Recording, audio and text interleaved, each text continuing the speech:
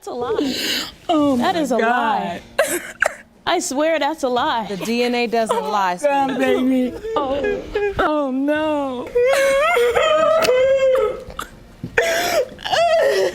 Did I have sex with you? No, you didn't. You're not a man. You're not a man. You're not a man. I had sex with him, and you but know I've been damn well messing that's with your him for baby. almost Period. 2 Point years. blank. Judge Lauren asks Miss Moore about Mr. Butler's involvement in her child. Judge Lauren calms these two conflicting women. That doesn't make sense, though. I'm his baby mother, and I have to talk to him, not you. I didn't make no baby with you. It don't matter. And He's married to me. And the money comes from me. Okay, So so at can the I end get of you the for day- child support then, since he on SSI?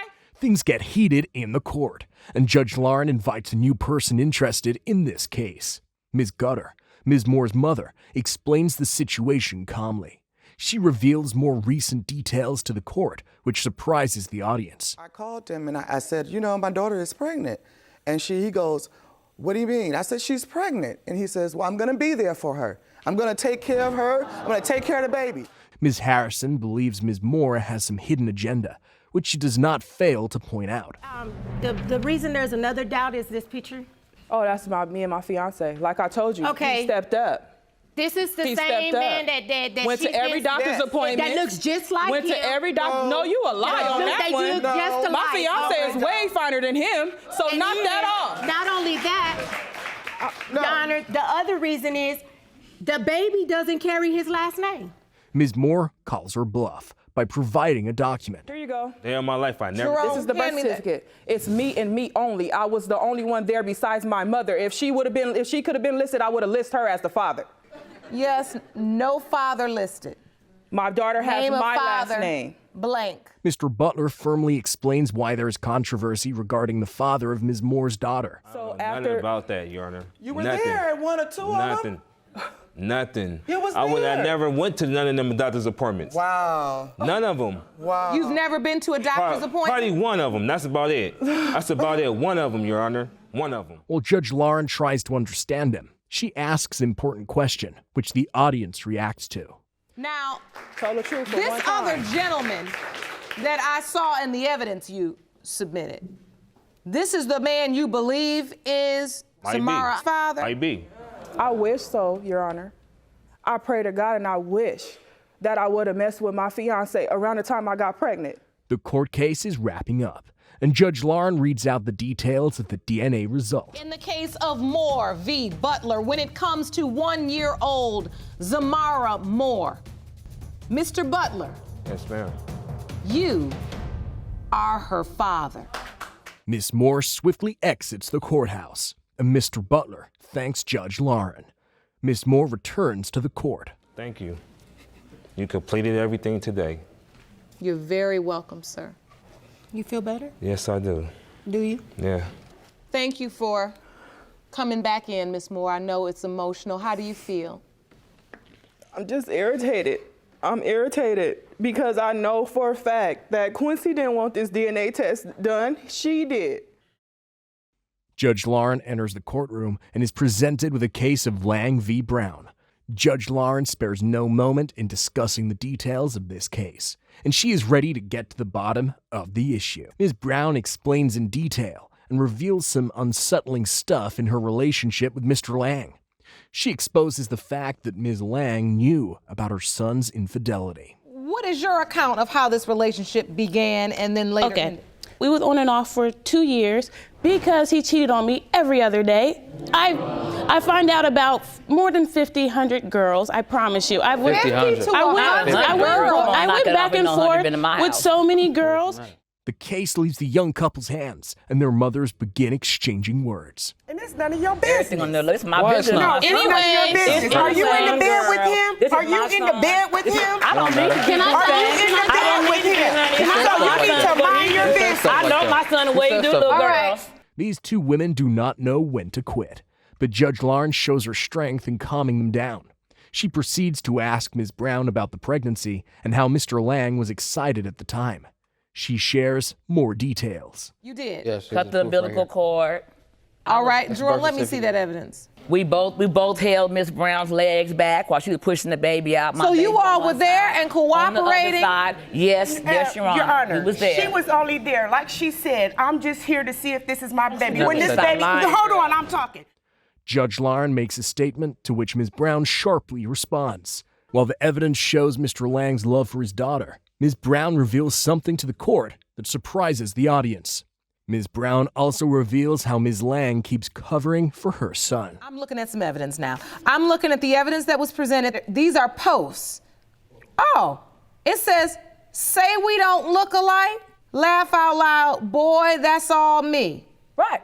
Okay, while he was doing all that and he's saying he loved her, why haven't he seen her in months? You wouldn't let me? Why every time I text him and say, come get used to her, because when you come and get her? The argument does not cease to stop, and Judge Lauren has no choice but to give the final verdict, the DNA results. Mr. Lang, you are not the father. Are you serious? No, it's not Mr. Lang. Sweetheart, the science, the DNA, it doesn't lie. I don't want to talk about this no more. However, even if everything else lies, DNA does not. The court is in motion as Judge Lauren finds her seat. A case of Nazarene versus Ramey appears before Judge Lauren as Ms. Nazarene sues Mr. Ramey over a controversial issue. You are here today to sue your ex-boyfriend, Mr. Ramey, for being an absentee father and a deadbeat dad. You say he has caused you and your two children much pain and suffering by never stepping up as their father. Judge Lauren asks Ms. Nazarene about her relationship with Mr. Ramey. As Ms. Nazarene begins to explain to the judge, Mr. Ramey butts in, and Judge Lauren focuses on him. You claim Ms. Nazarene has done immeasurable damage to your life and career by her very difficult personality. Ms. Nazarene, when did your relationship with Mr. Ramey begin to sour? Okay, our relationship began to sour when I became pregnant, and things had soured long before that. She's not the most easy person to deal with. There are definitely signs, complete irrationality. The decision to be overtly angry, volatile, and violent for things that I consider to be less than important. Like rape. Very verbally and physically abusive. Judge Lauren patiently hears Ms. Nazarene's argument as she refutes the statement made by Mr. Ramey. Is that true, Ms. No, Nazarene? it's absolutely not true. He and I have had one incident where he stole $500 from me and had me and my baby in a car that had a steering column that fell. Okay, so this man has spent 17 and 15, almost 16 years ignoring his children while trying to pursue a rap career. Okay, that's the bottom line. That's the bottom line. Not trying to pursue his GED. The details about their past lives she reveals shock the audience and even the judge, causing them to react. Put myself 90 hours, 90 units through college, raising 3 children on my own. I've always done hair. I've always worked, okay? This man does nothing. She claims that Mr. Ramey does not care about their family, but only himself. Judge Lauren confronts Mr. Ramey regarding family responsibility. Being a father goes beyond just financial support. You know that. How about the emotional support? What about that? If she wouldn't have taken my children to Georgia from Los Angeles where we had them, I would have been there. Mr. Ramey puts on a show of defense. Judge Lauren probes further, and what he says is shocking. There was an incident. I was asked to bring the car to her because she had Messiah with her. Can you bring the car to Tarzana from Los Angeles? I tell her, no problem. I would love to do that for you. So, actually, we are sure happy to know your sorry, trifling family cares more about the dead than the living. And I will never forgive you, monsters. You will get exactly what you evil people deserve. I ain't downplaying. I'm not. You trying to make me lose my youth because you're a deadbeat. I'm ready to smash you, monsters. Your family does not care about us because we're too black-skinned. You have to be a big, fat, yellow hoe to get love And I mean it. and care. And that's the truth. Judge Lauren sees the tone regarding the messages and questions her. Her response shocks Judge Lauren, and she offers vital advice. Ms. Nazarene, those words were pretty harsh. And I meant every one of them. Weren't they in reference to them burying a young person? Did you say 21 years No, old? they were The not first in reference. grandchild, No, yes. they were not in reference. Take this from me because I mean it earnestly. If you want this man to be involved in his kid's life, you've got to sometimes, at least sometimes, present yourself as a person that somebody would want to be around. Okay, I mean, you're a beautiful lady, and The drama between the defendants continues and reveals some unsettled tension between Ms. Nazarene and Mr. Ramey. He speaks about how his life is getting better. Still, it does not move Ms. Nazarene. He then tries to explain a situation in which Judge Lauren makes a remark which amuses the audience. if they needed to bury this child, well, fine, then you deal with him on the level of your children on a different day. But And you that's what gotta I be did. a big enough woman And that's what to I let did. the family do that. Okay, and I did. Judge Lauren shows concern for the kids and realizes something as she questions Mr. Ramey and Ms. Nazarene, continuing to interfere in the process. Judge Lauren makes a remarkable statement that wows the audience, and they react. Judge Lauren makes a great suggestion, and Ms. Nazarene is not ready to compromise. Well, I do not see reconciliation in this picture. No. However, I do see two people who I know are intelligent enough to understand this. You have got to love the children more than you hate each other. I don't hate him. You have to, I refuse and you to don't hate. even hate him. I refuse to hate. He's a hater. Well, you He's have a to jealous love hater. the children more Jealous. than you dislike him.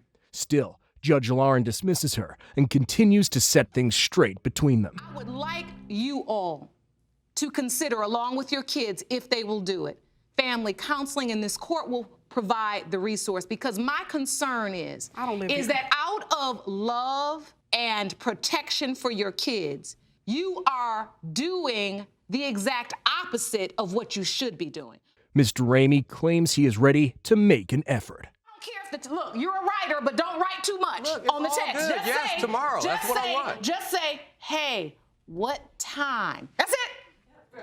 Don't start an argument. I don't. Hey, what time? There. Can you do that? Yes. Can you do that? Yeah. Thank you.